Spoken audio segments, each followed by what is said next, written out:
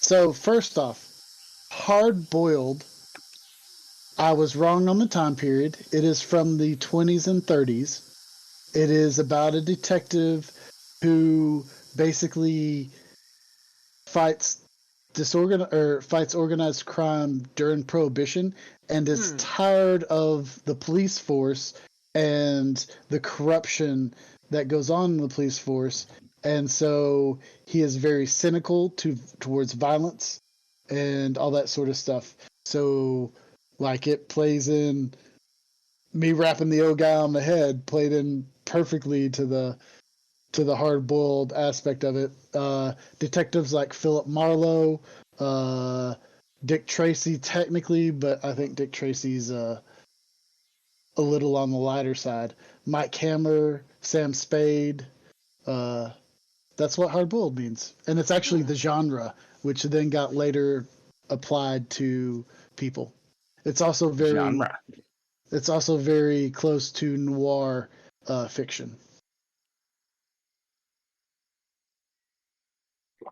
And you Yeah, play him indeed. you play him really tight too. You're like playing him no frills, just the facts, getting there. I think he's tough, and I think he's like smart, and he's not to be messed with.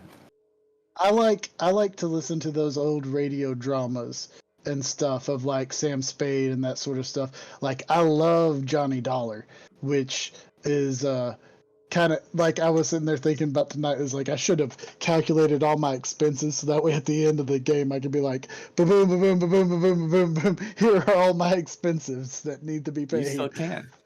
Yeah. It's there. We recorded it. This stuff is forever. You know, it'd be neat if we ever had, you know, people, because there are other shows that they do that sort of thing. They do editing and montages out of different aspects, and their fans get on and create content. I've made a lot of content that people have. We're in an ad break right now. Remixed. So I am sometimes flattered and sometimes horrified by such things. Yeah.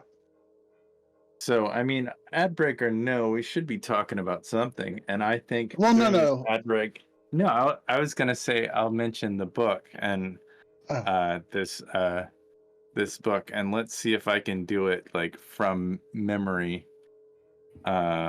Because I haven't done an ad for the book yet. And if I didn't have three mice in front of me, of course that doesn't have. Are they blind? Thank you. They're totally blind. So there's a link tree that I find really helpful and getting more information about DreadLore, and that's linktree.ee/DreadLore, DreadLore, where you can find all our links and special events and just so much more information about how to play and what to do. Just all kinds of good gooey stuff about the role-playing DreadLore game, DreadLore, and you know, you can get our podcasts on Apple and Amazon, Twitch stream information, the official website, YouTube channel, Discord, our community access. You know, you can even if there's so many different things. You can buy the book through this little link tree, this linktr.ee. For all those people who don't like are old like me that don't know what a link tree is, slash DreadLore, and it just has this wonderful, and you should share this with people who like fantasy, role playing, horror, reading, and all sorts of other nonsense that we like. And we had history in there. There were like gods and children of gods and like doom. You guys went into some deep stuff when it came to like who we are dealing with in this Yeah, there was last a pretty episode. good lore drop this time. That was a big one. That was a big one. I've had to Google. Nord knew all that stuff, but Yeah, I've had to Google a lot of stuff about the 80s. Just that way my references are correct. I was Yeah. alive in the 80s. I did Like- not. Well, I was as well, but I don't remember a lot of it. I don't know how much a Buick was in the 80s, except for true. Googling it. I had no idea how much it was in the 80s. I did Google that, just that way I was accurate when I totally... I know my guess was like $4,000 off or something. Yeah. I also looked up movies, so that way I could reference Oh yeah. stuff. Well, that's one of the things too, like about gaming. You know, when you actually get into a setting, a setting like this, something that like really happened, or I should say in the modern world or whatever. Like I've learned a lot of geography and history based off of games. Like I played one. Excuse me. I played one that was it took place near and around Saint Martin, and I didn't even know Saint Martin was a thing. Like it's just this, huh? Is that in Florida? It's Saint off. Martin? It's off the coast. Oh, okay. Yeah. You know, down deep in there. It's one of those colonies. I believe it's been about 20 years since I played that game, mind you. It was one of those thread-based games. I believe it's kind of like the DR in Haiti, where it's the same island, and part of it was colonized by the French, and part of it was by the Dutch. I think that's what it was. Anyway, yeah, you can learn a lot because you do that research. You want it to be at least quasi-historically accurate before you start building on it and making whatever it is. Anyway, it also is a good sign of, it's a sign of a good game when people are digging into like accents of that era and just the lingo and all that.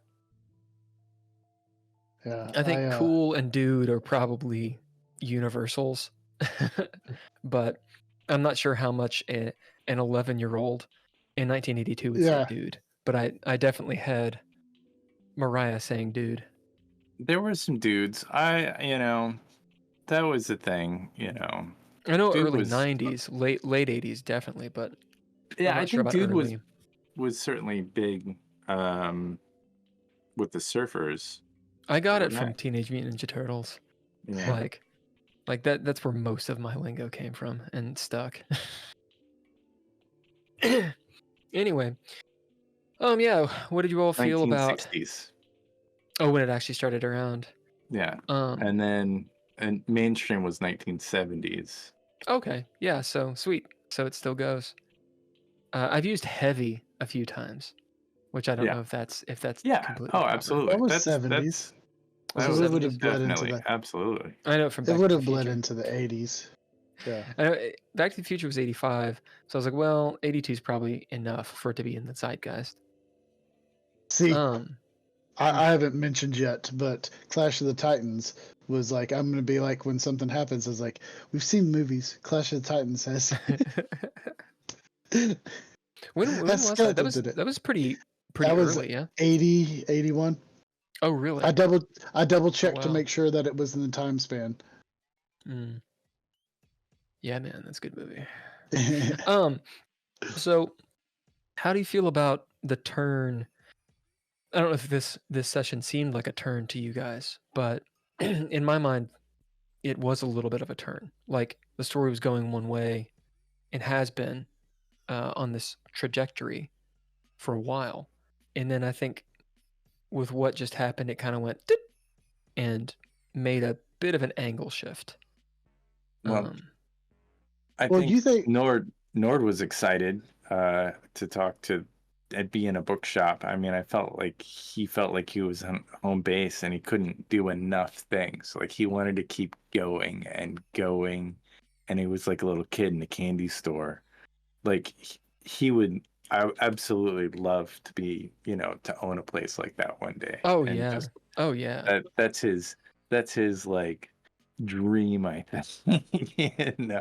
That character, Grimwald, he I guess when I say there's a turn, well, what did you think, Drizzle? We'll go there first. Well, I don't think that there was to me, it didn't feel like a turn. That's actually good. Because I know that, like, I knew that there would be more exposition here. I did not expect him to try to attack us. But other than that, I think we're still heading on, in my mind, the path that the story's going. That's actually the reason that I say there's a turn, and I say it, of course, with all the knowledge that I have. Yeah, you have a different. Yeah, the perspective is just different, and that's actually, I don't want to get on too much of a tangent, but that's actually one of the more difficult things as a GM or as an arbiter, is to remember. It's like when you've seen the entire series and you talk to somebody and they've only seen like 2 episodes and you're not sure what you can and cannot say. Yeah. Even if, like, just talking about it, if you're not careful, you're dealing with smart people who know the genre, and it's like they're going to figure it out if you say the wrong thing. See, I want to know who would have showed up if we got Fortune instead of the cops. Oh, indeed. Well, and that would have been a bit of a turn as well. And so that's one of the cool things I think it's a cool thing about the fate rolls is obviously those are not planned, right? Or not really, because you don't know what's going to happen. Right. But the arbiter can pull them out and be like, this is a decision that we're going to let the mechanics do it, but the agency is on the players, because you can spend your resources to almost ensure that you it's more likely that you get the win. I mean, it really is in your favor because you have the resources to spend. And it never, at least it hasn't yet gone the other way. So the main reason that I did it is because there has been a decision that's been made, but you guys may not be 100% aware that the decision has been made. Because, go on.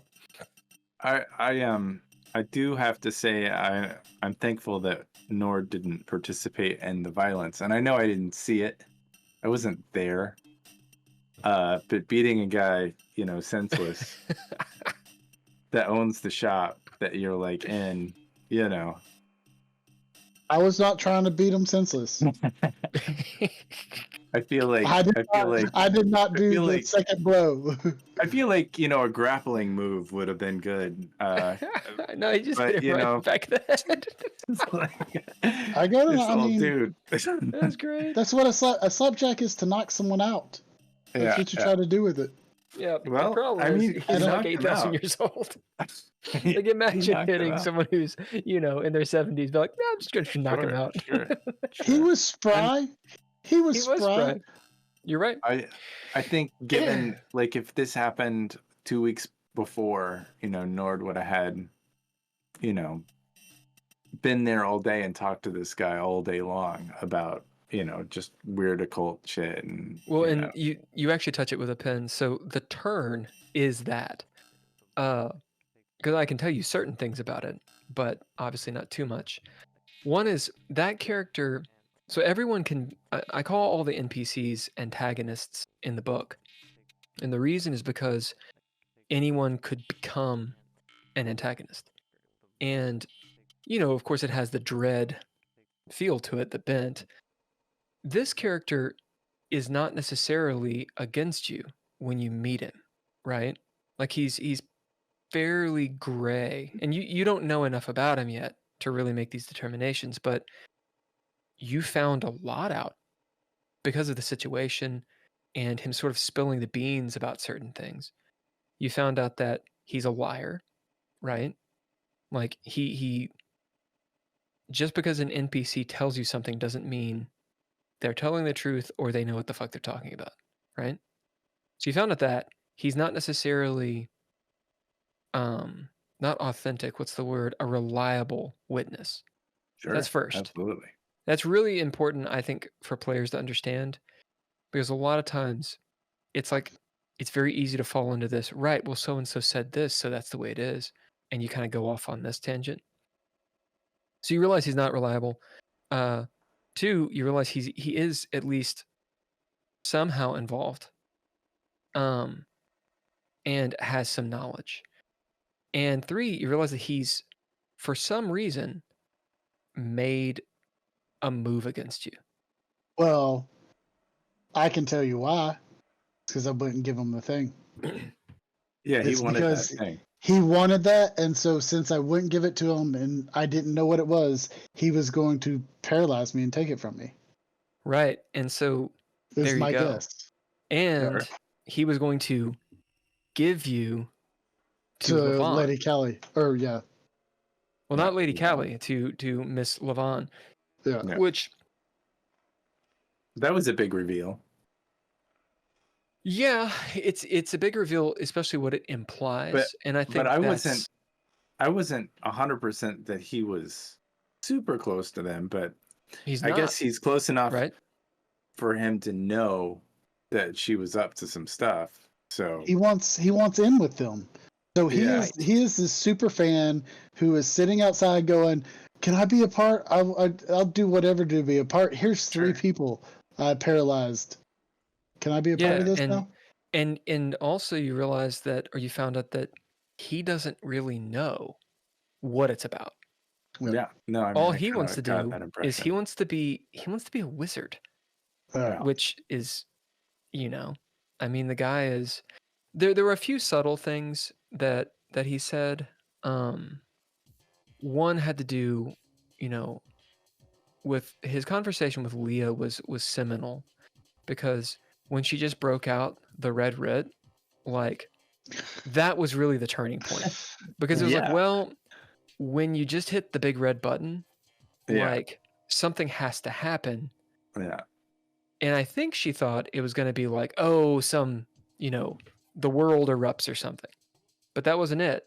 What she did, for better or worse, was she tipped her hand in a way. Because she's like, you know what this is?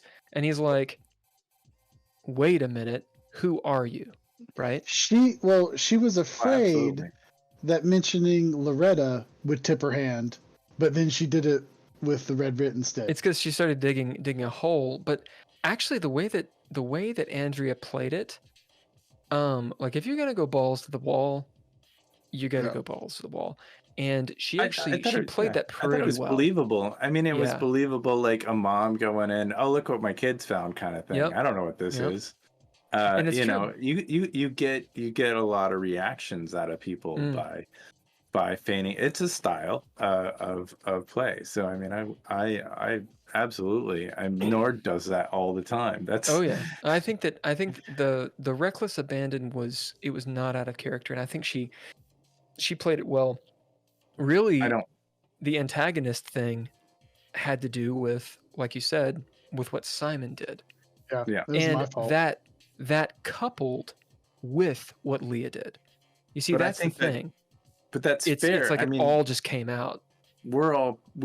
I think part of the reason he made a move like that is because he was entirely fucked with, like just fucked with.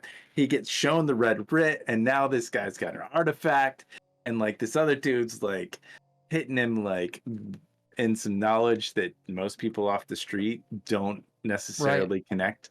And it's like his shop, nobody's in his shop, and there's 6 people suddenly like in his shop doing And shit. 2 of them, so Mariah and Annabelle, he at least knows Annabelle. He doesn't really know Sure. Mariah. I think I don't know if that was if that was made obvious. Sure. He didn't really know who she was. He knew who Annabelle was, Yeah. right? And there was this idea with Leah. I think it was a subtle thing. I think it was Leah. No, it may have been Nord. It was Nord. He talked about getting famous, and how he didn't want to be famous. Sure. and how money really wasn't that big of a deal. Because his shop will continue running no matter what. Sure. So there's some subtlety there. The turning point really was, so you guys had the opportunity to go to this shop 2-3 sessions ago. Like I didn't know when you would go to the shop. In fact, when I wrote the story, I was like, they probably would go there like first. No We idea. had to wait for Annabelle to get out of school. You had a lot going on. So the idea of when you hit it, if you had hit the shop before you'd seen too much, you would have been in a different position than after all this bullshit, We brought That's the interesting. weight. We brought the weight of like some knowledge to this guy that is kind of like he knows what he's doing is wrong, at least subconsciously in the back of his mind. He knows that, maybe he shouldn't probably be talking about this to people he does not know, And something also with Leah, which I think Andrea as a player is getting a lot better about this. Because Sararith would not have done made the same decisions. One thing was she had bid soldier to kind of get a sense of Grimwald. And while that bid didn't really match with what her goal was, what she did gain was she didn't really trust him. And then she went into the back with him. So it's this idea of, but she kept it in mind and you guys followed, which is good, right? So there's those aspects, because you handled the situation this way, even though it went to violence and buttfuckery. Had you teamed up with Grimwald earlier, there's the high potential that you would have been literally betrayed by him if things went awry. Right. And then you would have been fucked. So in a way, you're in a better position. In a way, you've lost certain things, right? Sure. That's what I mean by a turn. Like, you kind of can't go back from what has happened now. Oh, definitely not. And like I said, I kind of had I totally had that feeling that he could have been an ally or Like an to enemy. a point. Right. And right absolutely. now it's like, I mean, he was also if he was an ally, I don't think any of us would have trusted him. I mean, he gave that description pretty much from the start, like right. Yeah, he's creepy. But we're creepy. Our Nord's creepy, Well, and that's the thing too, is like you could delve into that. I think at this point, you have the impetus of the cops outside, which I think is an obvious plot point. I think that's it has a throughput that you guys can follow. From what I mean by that is, of course, the players can understand the story, but these stories, there's so much time, they can be so complex, it's easy to forget things. And again, what's on my mind and so obvious is not necessarily obvious, right? But there's an idea with the cops. You have that impetus, and then you have this interesting situation with Grimwald where he's he's out of it, he's high, you found out a bunch of shit. You could kind of take it, and you have a lot of agency at this point. But you can fuck up bad, and if you dig around, there are clearly people after at least one of you. Yeah. And potentially more. I don't know if it's been made obvious. I don't think it's obvious why the cops are there. But there's a throughput there of a decision for why. They don't like Nord's van, and they probably made it. He got made when he was in front of Annabelle's house, and he got made in a couple other places, and just got ticked too many times. I mean,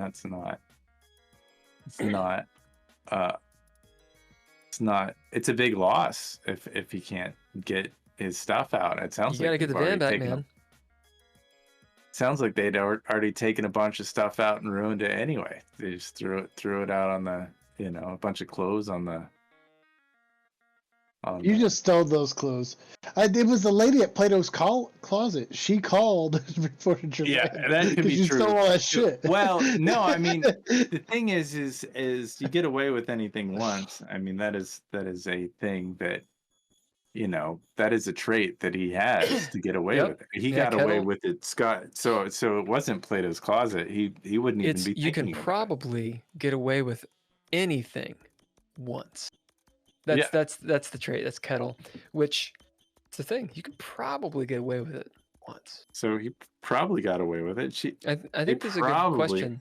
How they find you? Did they just happen to find you? Was it just really shitty luck? The Arbiter was just like, they find you. Well, or I mean, false fortune. I mean, is it something like what happened? I think that's something you guys should as characters and players. I think you should think about it because it wasn't random. I went back and looked in my notes, and the car that looked at his earlier was car 54. Yeah. Where are you? And I think you said, but I didn't write it down, that it was Detective Thomas. Detective Thomas was the one who made fun of me. And Detective Thomas is the one who showed back up and just talked to you. Oh, is that That the is same? correct. It is the same Okay. guy. Yep. So I didn't recognize him. No, first of all, nor did not see him up close. You saw him. Yeah.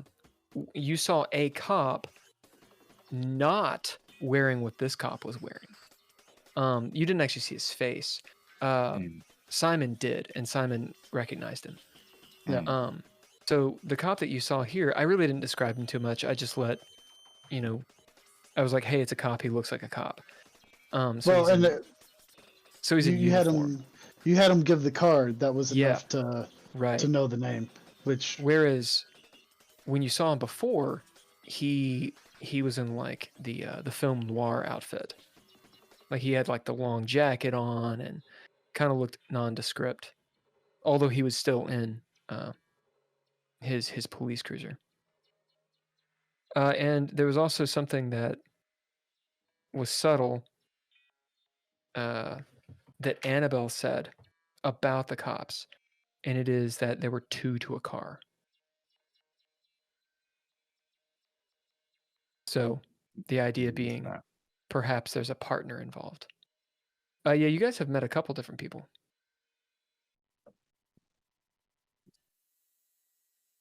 What was the name of the guy in the elevator? I don't think he told you. Okay. Yeah, that was not a. I just figured out he was a private eye or cop or something. Or a zombie. There's no such things as zombies. He threw you. He was gonna cut Annabelle or Mariah in half. Actually, Drizzle. Actually, Drizzle, we're both wrong. I'm looking at my notes right now. The detective that you saw at Annabelle's was not Detective Thomas. I didn't even write it down. Yeah, what we rolled for is if you knew him or not, and it's that there was a Detective Thomas, that you did know at the police force, but this was someone else you didn't know him personally. That was Detective Marlowe. It was Marlowe. Okay. I'm pretty sure because I literally have car 54 written under Marlowe. Okay. Yeah. And see, I didn't have a name, and I would have wrote down the name. But where did we get Detective? I don't know if you actually knew his name or not. Yeah, I don't think we got his name because I didn't write it down. Yeah, Thomas is someone that you actually did know. Because we'll have to go back and watch it, but it was something along the lines of, I don't know if it was a fate roll or something you bid, but there was a roll that went down of, do you know who that guy is? Right. Was he your friend? Was he innocuous? Yeah. Or ambivalent, I should say. or was he an enemy? And you got the one where you knew of him, but you didn't know him. It was like a vague enemy, is I think the way I remember you describing it. Yeah. Yeah. It was a guy named Detective Marlowe who has Nord's van plate numbers. That's who you saw, and he's an African American guy. Yeah. The guy who came in is a Caucasian dude. So that's my bad. Like, I knew it from my notes. I knew who it was here, but I actually had forgotten it wasn't Thomas at Annabelle's. Yeah. Anyway, so Easter egg down, boom. Clearly they're partners.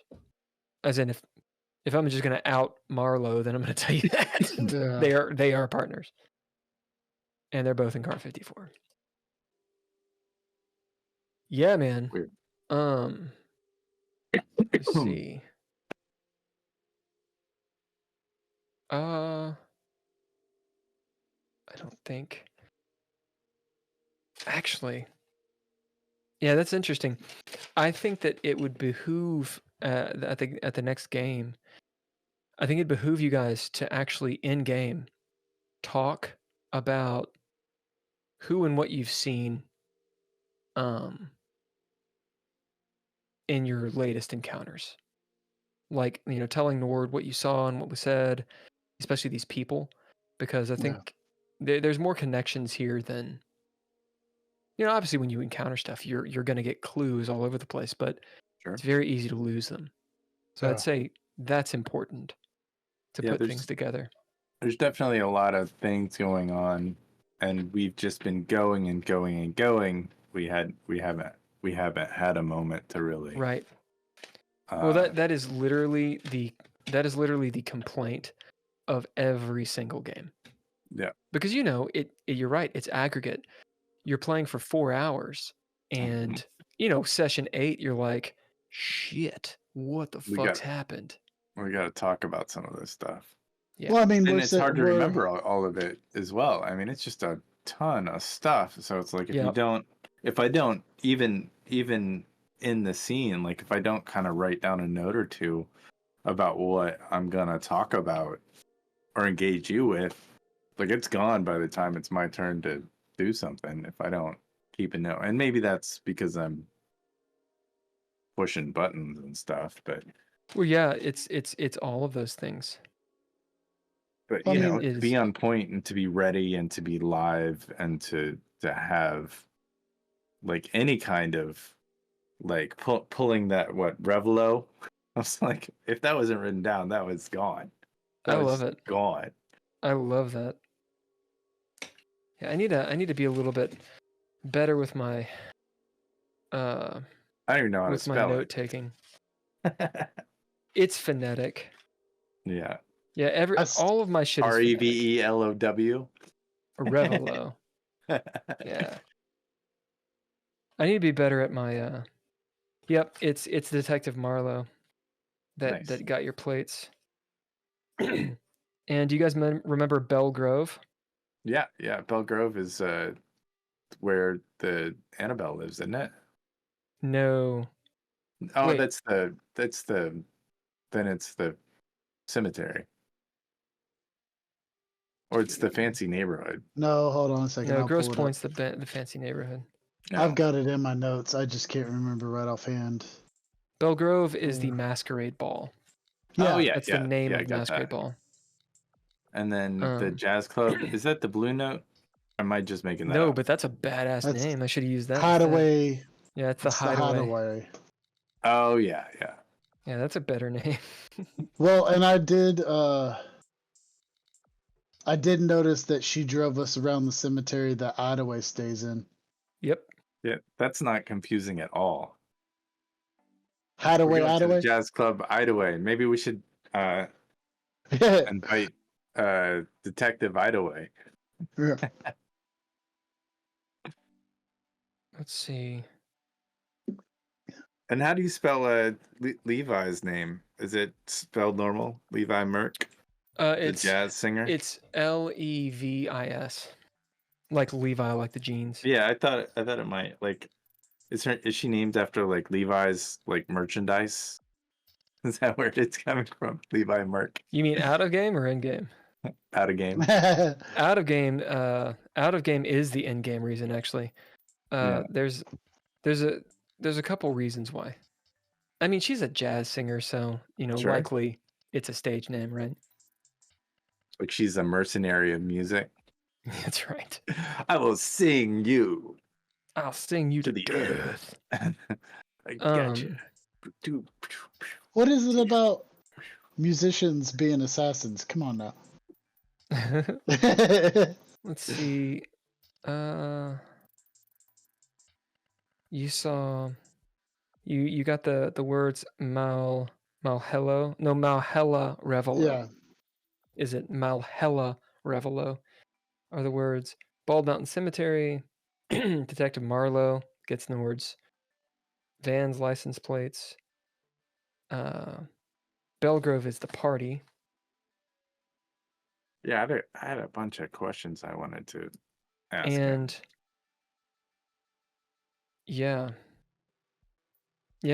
I mean, he can't really talk too much right now because he's But yeah, short. no, I mean he got talked. I feel like any questions that Nord would have had, and I feel like Nord might go into a little diatribe of why don't you guys lead with the fruit and not the stick? Because once you start sticking stuff around all over the place, This they was session stop. 8, right? Yes. Yeah, this is 8. Yeah. I need to go back and just add these to my notes. It really sneaks up on you. All this stuff. Anyway, I think you're in a good spot. I do think it's important that we all kind of consolidate some notes just to make 100% sure what you have encountered. Because while there's a story and while there's, a mystery or several mysteries and puzzles and stuff, and that doesn't really change, if we forget what you know and what you don't know, or even worse, be like, oh yeah, it's Marlowe, but actually it was Thomas, or Thomas, but it's Marlowe. Things start getting crossed and then not making sense because Sure. the character that should be doing it actually isn't doing it. I think it'd behoove us to sit down as a group and maybe take 15 minutes and really do it. Maybe it's an after hours thing. We're just doing it right fucking now. Maybe Maybe that's I what got my notes are pretty good. Have you guys added them to the Google Drive? Yeah. Oh, I have yes. not. Have you color coded them? Yes. Really? Wow. Yeah. I mean, they're just bullet points. I didn't turn them into sentences. It's just the facts. Anyway? Who needs sentences?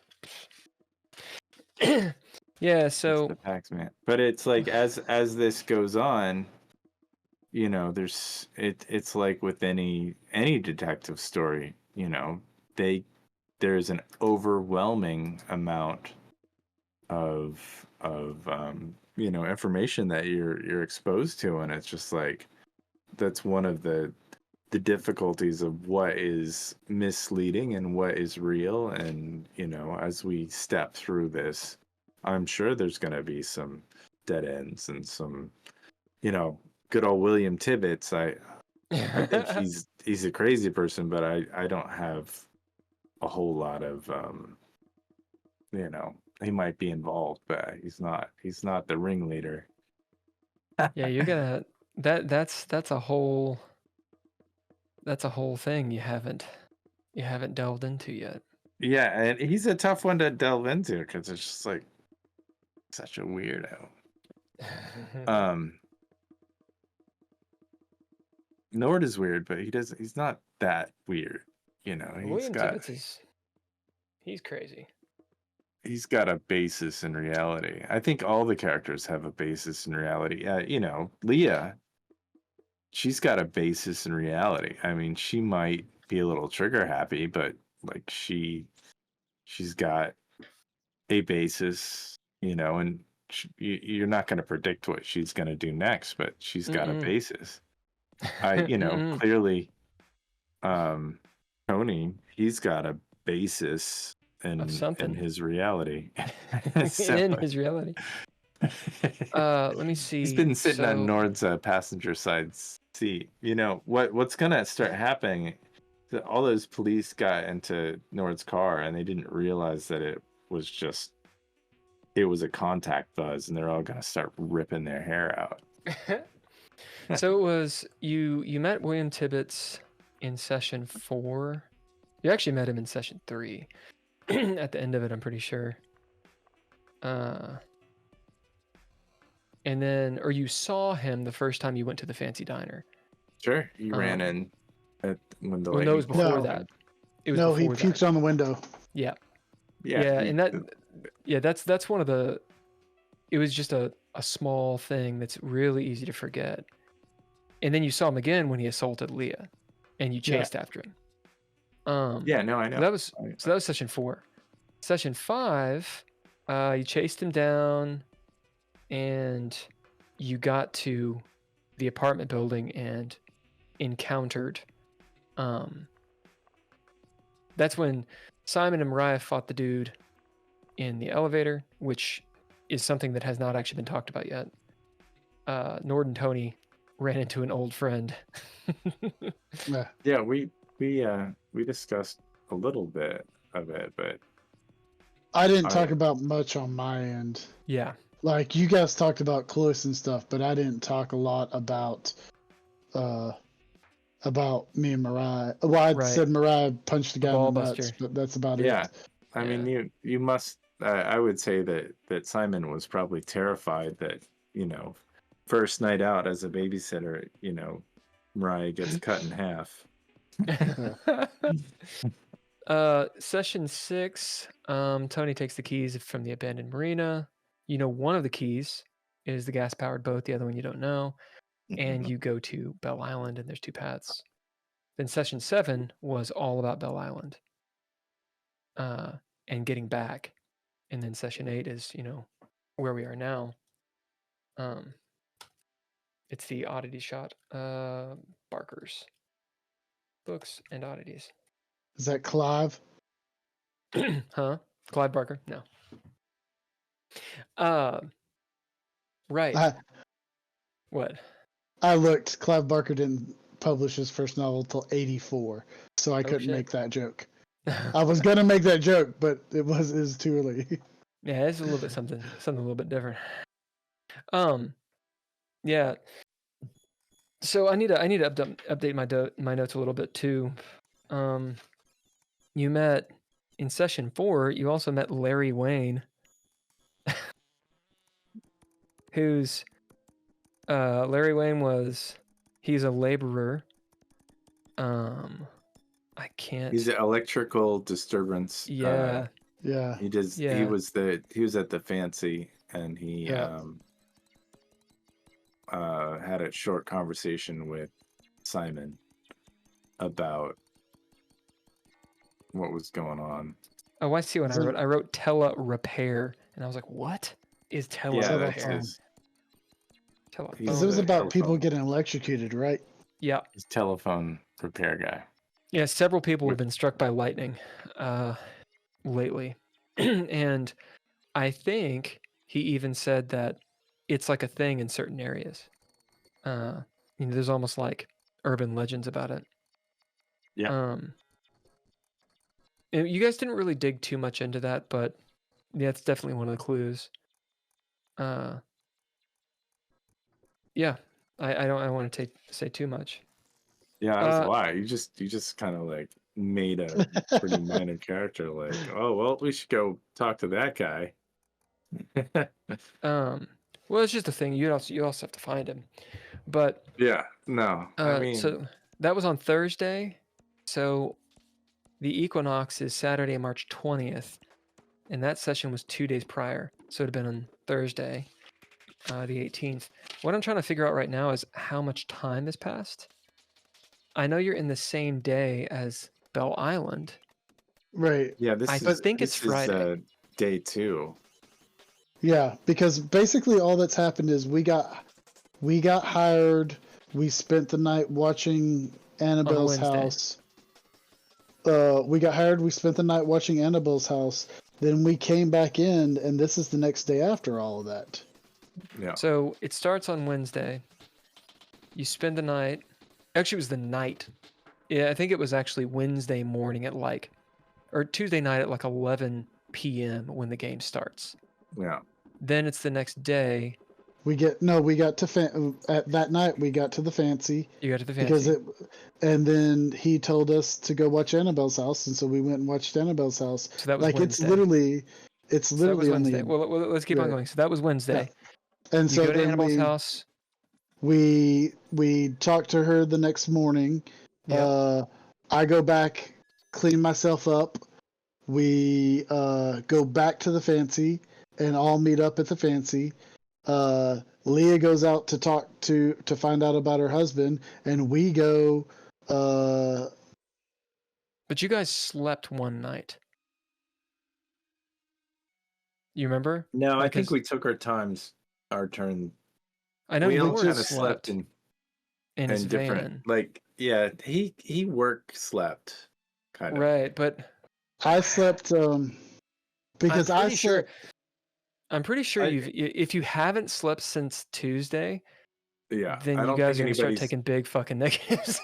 But I think we're only a day and a half in. Yeah. Okay, so let's think about it, because it could have started on Wednesday. When we actually started the game, I didn't have a day of the week in mind. It was later that I was like, wait, why don't we just look it up when the equinox was? Because you had 3 days before it happened. I think what happened was it was the evening. Mm-hmm. Rebecca's stuff happens. I went and talked to Rebecca. Tony went and talked to Rebecca. I got the call. I go to meet Idaway at the diner. Yep. We all go to the diner. He tells us about Annabelle. So we leave out that night.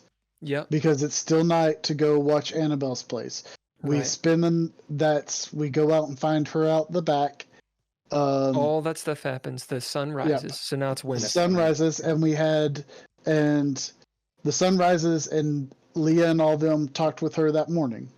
Mm-hmm. Then she goes to school. We went back and I took a nap and got cleaned up. We met back at the diner at noon. Leah at that point takes off. Well, then the tidbits things happens. Mm-hmm. Leah takes off. We took a whole lot of naps at that time. I think you're right. I think it's Wednesday night right now. Right, because Leah took off and she watched her husband while we went and what did we do while Leah watched her husband? Here's the issue though. In my notes, I think that's when we got cleaned up and took a nap, is when she went off to see her husband. So here's the thing. No, that wasn't it. That definitely wasn't it. We went back and I got into the fight. We got into the fight, and you got into the fight, and then we came out in our apartments. Yeah. Here's the issue. On session 4, I've got Thursday 2 nights before the equinox. Yeah. So I think where I'm screwing up is we start on Wednesday night, not Tuesday night. Right. Yeah. So it is Thursday night right now. Thursday night. When we start next game, it'll be Thursday night at 7:00. Okay. Right, yeah. So we are running on I'm running on probably an hour to 2 hours of nap. Some people napped while we were watching Annabelle's. Yeah. But there wasn't nobody got 8 hours of sleep. Everybody's kind of just taking bits here and there. Yeah. Yeah, that's cool. But yeah, it's like a day and a half. Wow. That's pretty cool. I'm glad that in game it actually is moving. You're doing a lot, you're getting really tired and all that stuff. I dig this. Let me see. So it's Wednesday night. I think it was 11 p.m. pretty much for everybody. Yeah. That's when we started. A little moment, it also might just all blow up in our faces.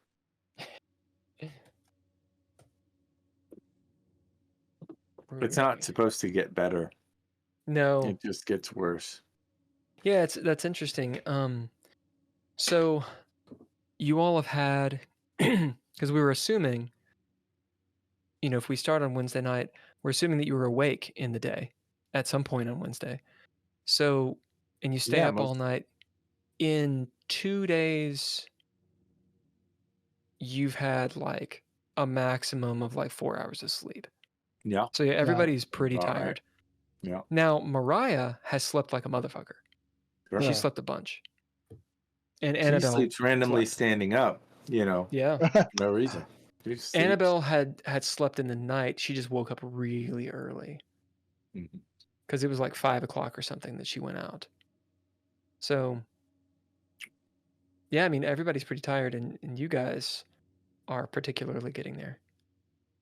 Yeah, you need to sleep in the next day or two. I mean, you don't have to, but if you don't sleep in the next day or two, you're gonna literally just start hallucinating. Mhm. In all fairness, I am probably the one with the least amount of sleep, but also I am a cop and I've done you're used to multiple it. stakeouts. Yeah. So Yeah, that's true. I think Tony, he probably just sleeps for a living. This is the first time he's been awake for For a while. Tony sleeps on the job, from what it sounds like. Yeah. Oh yes. All right, guys. So last remarks, and we can end this puppy. Hey, I made it out. to the end of an After Hours. Yeah, Hey, you good. did. You did. Yeah. So next week, looks like we will not have Leah. Which I think that'll be okay. There can be a couple things that go down to make that fine. Are you guys good for next week? Yeah. Yeah, I think so. It's Labor Day, but I don't think there's no plans or nothing. All right. I haven't heard from any of the people that potentially were going to be a part of this game. I really like the group that we have, as in I think that you four have a really good rapport, and if we're going to add a person, then now-ish would be a good time to do it in like the next couple sessions. I think if we wait too long, it would make sense. It would be weird. You don't want to come in on the end. It's or jumping near the shark end. at one point. So I think, but that's something that we need to talk about. I think 4 players is good because it gives you guys enough time, and we have a pretty good rapport between characters. But what are your thoughts on it? Tell me all your thoughts on people. People. I mean, no one's reached out to me whatsoever. So, but in the event, it's really an interesting game. I think at this point in the game, because this is an investigation game, I think it's too late. If it like a regular D&D game where you can, or like just a regular fantasy game, you can jump in and out and do that sort of stuff. But like right now, to introduce somebody into the investigation where we've already spent so much time doing this, I think would be odd. True. They know nothing about Belle Isle or Lady Callie or I mean, there's just they would almost be playing a straight man, or it would be somebody coming in who independently had their own story, and then they were coming in like this. It would be tricky. I'm less concerned about the story element because I think you guys could do it. My issue is the time that 5 players take versus 4. Because true. It's not it's almost an exponential thing. When the party splits up right now, naturally you have 2 and 2. You get a 5th person. Things start going down. And then if you think about the party you actually have, you have right now 2 NPCs with you. So I'm angling towards I think it's just good to stick with you guys. But we'll feel it out. We'll see if someone reaches out. I don't think you'll be talking less. Honestly, I think if you add an additional person, you might be talking more because there's some catch up and stuff like Right. that. Plus, very start of the game, we're all ready to go. I'm like, wait a second. What are the rules to this one little thing that I'm Yeah. not too clear about? Yeah. What are those rules? I just want to be a stickler of what's going on. We just need to play this correctly, I think. Whatever you're talking about. Yeah. I mean, I don't know. Well, yeah, we'll probably keep it 4. That said, I have had a couple people say, "Hey, look, if you ever do a one shot, it would be cool to jump on."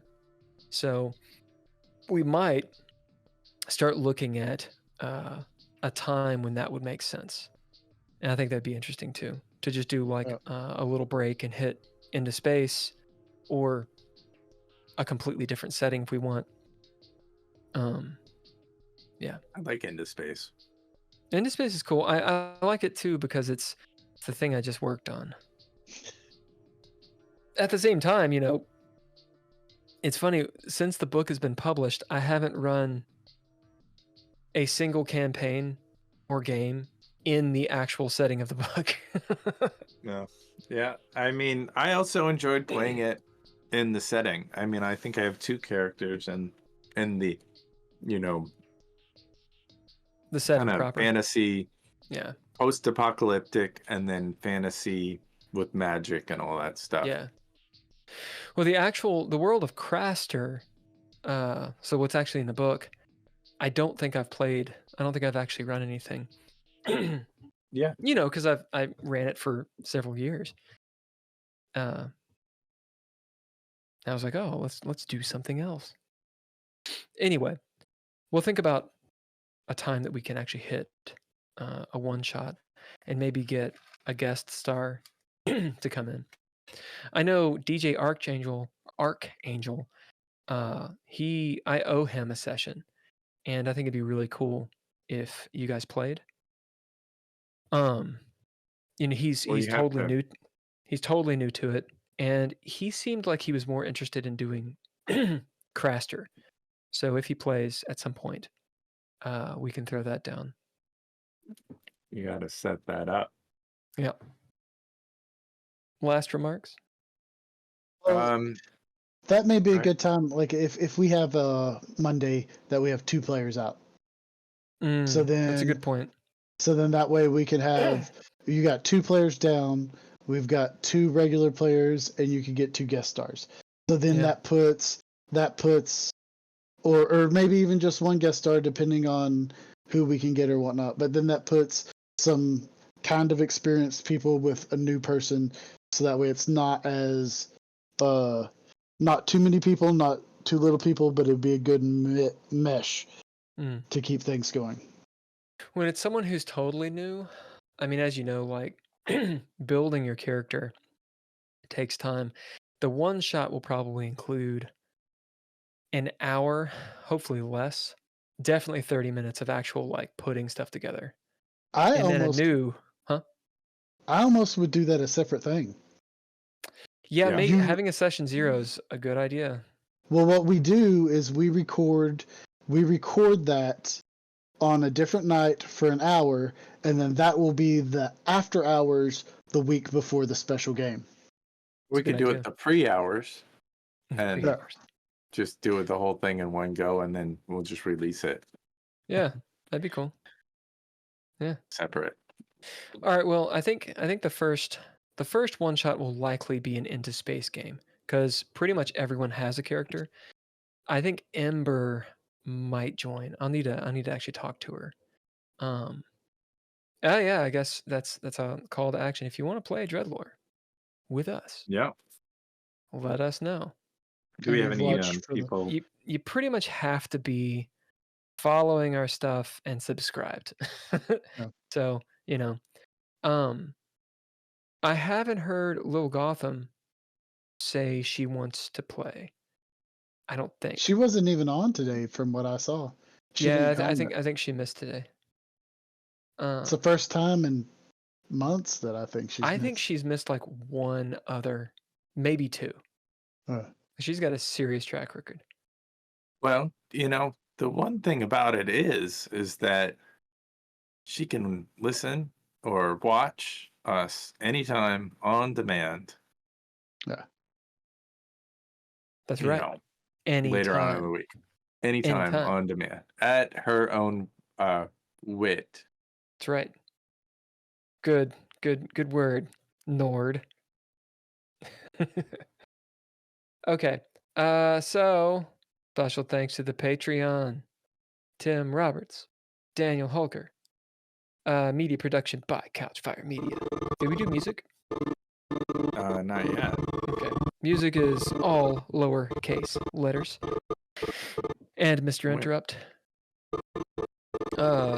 We're on Mondays, starting 7 o'clock Eastern Standard. And then we do DreadLore After Hours, or the Red Writ After Hours. What do you want to call it? After Hours. After that, for about an hour.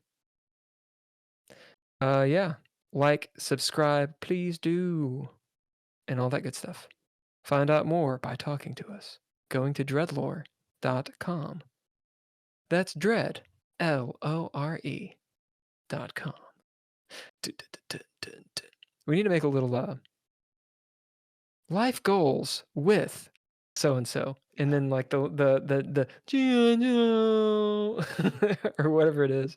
You want a little more? The more you know. More you know. Or the ABC, or the we need a little jingle. Nord, you have to make it up. Okay. Not right now. And I've got to do, I think I might have enough for a sponsors reel of just Holker talking about all the sponsors. Yeah, it sounds great. I like your last reel, the what was it? The actions on Simon. Oh yeah. That was great. Is that the one where you're like, am I twitchy? Because that one's coming up. I've got 3 or 4 in the queue. Have you seen it yet, Simon? Yeah, I think I watched this today. The one where it's me talking to Rebecca. Yeah, like so like, just don't worry about it. Weapons been discharged. That's all you gotta tell the cops. Yep. That's quite funny. I got 2 or 3 reels out of like the first 5 minutes of that session, and that's what we're gonna use. Are the clips helping any at all? The clips do help. Okay. Essentially, what it allows me to do is go. So I pull the session instead of having to pull the entire session. The clips let me see. Oh, I'm gonna check out where's the best part, and I just pull that part. Yeah, that's kind of like, because it's only 30 seconds, so I try to gauge it. Yeah. Like, because it's hard, because I'm watching here, and then I'm like, that was funny. Okay, it's happening. Yeah, and then they can be every minute. Every minute is what they can be. Well, it's only a 30-second clip when you clip it. Oh, I see what you're saying. Yeah. So I'm I try to catch what I can, but I figured that you could find that and then expand more or less if you need to. Yeah. Alrighty. I will see you both later this week, hopefully. Have a good later, week. taters. Me too. Get some rest. Bye. See you guys. Bye.